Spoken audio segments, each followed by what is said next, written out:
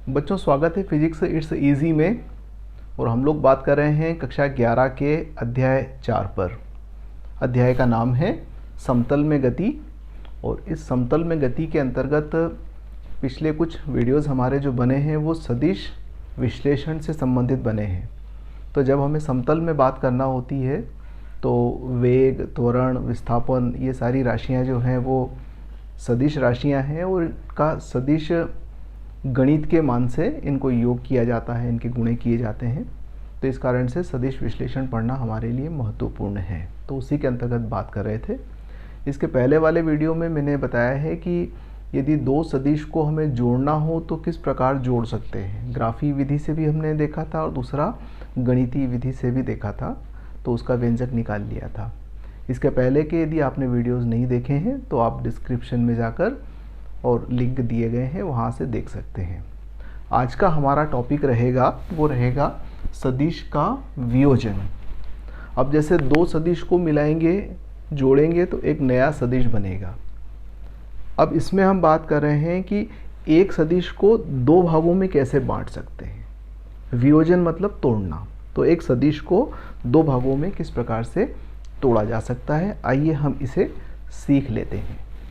तो जैसे कि माना कि ये हमारा एक सदिश है, ये ए सदिश, और इस सदिश को हम दो पार्ट में तोड़ना चाहते हैं।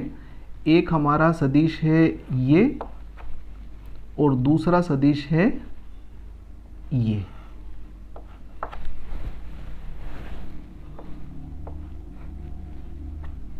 इन दो पार्ट्स में हम इस ए सदिश को तोड़ना चाहते हैं।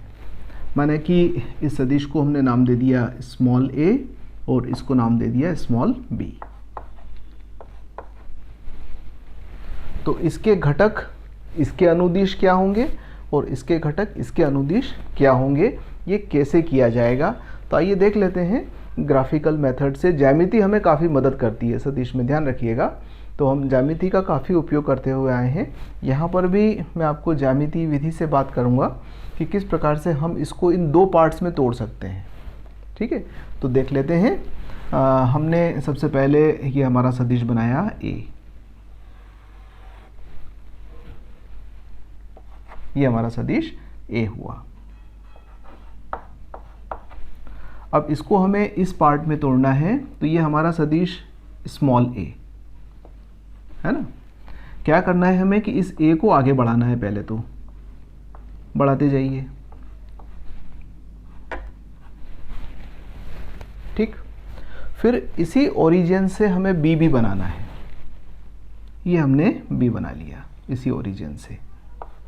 ये क्या है, ए है और ये हमारा बी है। समझ में आ रही है ये बात आपको कि हमने पहले ए बनाया, फिर उसकी ओरिजिन से हमने ए को, स्मॉल ए को बनाया, फिर स्मॉल बी को बनाया।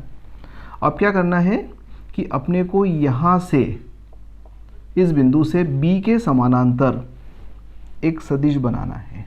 तो ये देखिएगा कि हमने बी के समानांतर ये एक रेखा ड्रॉ कर लिया। ये बी के समानांतर है, ठीक। ये इस अक्ष को इस बिंदु पर प्रतिच्छेद करती है, तो आप इसको आगे तक बढ़ा लीजिएगा।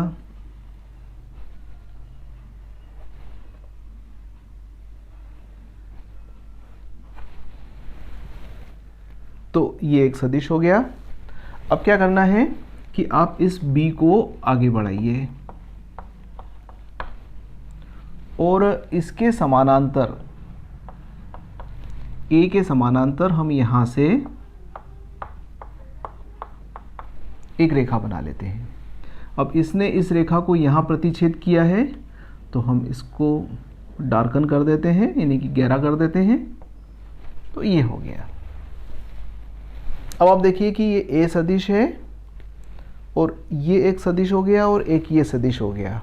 यदि आपने समानांतर चतुर्भुज का नियम पढ़ा है तो आप समझ गए होंगे कि ये तो एक समानांतर चतुर्भुज हो गया, यानी कि इस सदिश का और इस सदिश का योग ये होगा।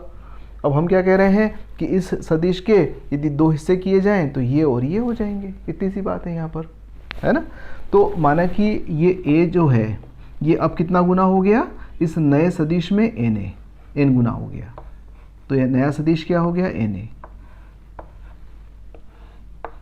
और इसी प्रकार से ये b जो है माना कि m गुना हो गया, तो ये mb, ये पूरा सदिश हो गया यहाँ से यहाँ तक का। तो इस प्रकार से आप क्या लिख पाओगे, हम लिख पाएंगे कि a सदिश को हम जब दो भागों में तोड़ेंगे तो एक उसका घटक बनेगा na और दूसरा घटक बनेगा mb। तो इस प्रकार से हम किसी भी सदिश को उसके घटकों में वियोजित कर सकते हैं, दो हिस्सों में बांट सकते हैं। करने का तरीका आप लोगों ने समझ लिया है कि हम किसी भी दिशा में एक सदिश को दो घटकों में वियोजित कर सकते हैं एक समतल में। ठीक, अब हम महत्वपूर्ण बात कर लेते हैं जो हमें सबसे ज़्यादा उपयोग में आती है। वो ये आती है कि किसी सदिश का दो लंब अक्षों में वियोजन करना। ठीक है, दो लंबवत अक्ष हैं, उसमें हम सदिश को वियोजित करना चाहेंगे। तो लंब अक्ष में हम इस प्रकार से दो अक्ष बना लेते हैं। ये एक x अक्ष है, दूसरी y अक्ष है, और माना कि कोई भी एक सदिश है, हम a सदिश ही ले लेते हैं वापस से, तो ये हमारा a सदिश है।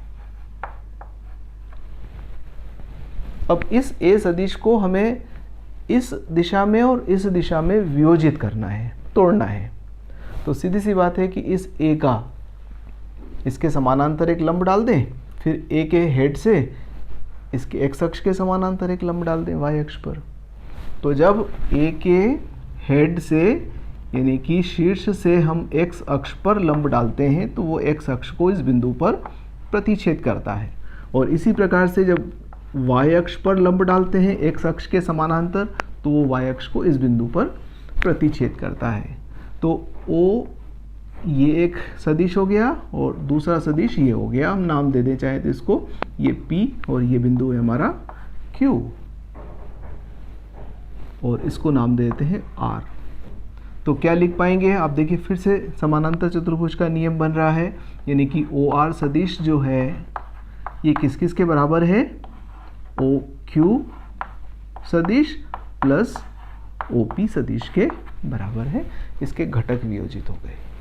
ठीक, हम चाहें तो इसको ऐसा भी लिख सकते हैं, सामान्यतः इस प्रकार से लिखेंगे, A सदिश जो है इसका x अक्ष के दिशा में घटक हुआ AX, और इसी प्रकार से y दिशा में क्या घटक हुआ उसका AY। तो A का x दिशा में घटक AX है और y दिशा में घटक AY है, यानी कि ये तो हो गया AX और ये हो गया AY। इस प्रकार से हम घटकों में वियोजित कर सकते हैं। अब एक बात और मैं आपको यहाँ पर याद दिला दूँ, हमने एकांक सदिश के बारे में पढ़ा है। यदि किसी सदिश को उसकी मात्रा से भाग दे दिया जाए तो एकांक सदिश प्राप्त होता है। ये x अक्ष है और ये y अक्ष है। x अक्ष के अनुदिश एकांक सदिश को हम सामान्यतः स्मॉल i से प्रकट करते हैं, और y अक्ष के अनुदिश जो है उसको स्मॉल j से प्रकट किया जाता है। नोटेशन थोड़ा सा छोटे में लिखने में आ रहा है, ध्यान दीजिएगा। ये i है और ये j है, और ऊपर हमने कैप लगा रखी है, ये j के ऊपर कैप है और ये i के ऊपर कैप है, क्योंकि एकांक सदिश को व्यक्त कर रहा है। एकांक सदिश का मान इकाई होता है और वो मूल सदिश की दिशा में होता है। ठीक, तो यहाँ पर i को क्या परिभाषित कर सकते हो आप, i बराबर होगा सदिश ax बटे ax, मात्रा से भाग देने पर एकांक सदिश मिलेगा। इसी प्रकार से j सदिश क्या हो जाएगा, j एकांक सदिश हो जाएगा ay बटे ay, ये j हो गया। इसका मतलब सदिश ax की जगह पर आप axi लिख सकते हो। तो सदिश a बराबर axi प्लस ay j लिखा जा सकता है। तो a के घटक ax और ay हो गए। थोड़ा सा और गणित कर लेते हैं, माना कि ये x अक्ष के साथ में थीटा कोण बनाता है। तो यदि ये थीटा कोण बनाता है तो आप यहाँ पर कॉस थीटा बराबर क्या लिखेंगे इस समकोण त्रिभुज में, ओ क्यू आर, ये एक समकोण त्रिभुज है, इसमें कॉस थीटा लिखना हो तो ये हो जाएगा आधार और ये हो जाएगा कर्ण। तो कॉस थीटा बराबर लिख पाओगे आप ए एक्स बटे ए, हमने सदिश नहीं लगाया है, ध्यान दीजिएगा। इसी प्रकार से साइन थीटा बराबर क्या लिखेंगे, साइन थीटा बराबर लिखेंगे ए वाई बटे ए। ये साइन थीटा और कॉस थीटा लिखा हमने। अब एक काम करें कि इसको हम इससे भाग लगा दें तो क्या आ जाएगा, टेन थीटा बराबर ए वाई बटे ए एक्स। ये एक संबंध आ गया घटकों में कि इनके घटकों में ये संबंध होगा, यानी कि परिणामी जो है वो एक्स घटक के साथ में थीटा कोण बनाएगा, इसके साथ थीटा कोण बनाएगा, ये हो जाएगा इसका। ठीक, दूसरा एक काम करते हैं, वर्ग करके जोड़ देते हैं। तो साइन वर्ग थीटा प्लस कॉस वर्ग थीटा बराबर क्या लिखा जा सकता है, ये लिखा जा सकता है ए एक्स वर्ग बटे ए वर्ग प्लस ए वाई वर्ग बटे ए वर्ग।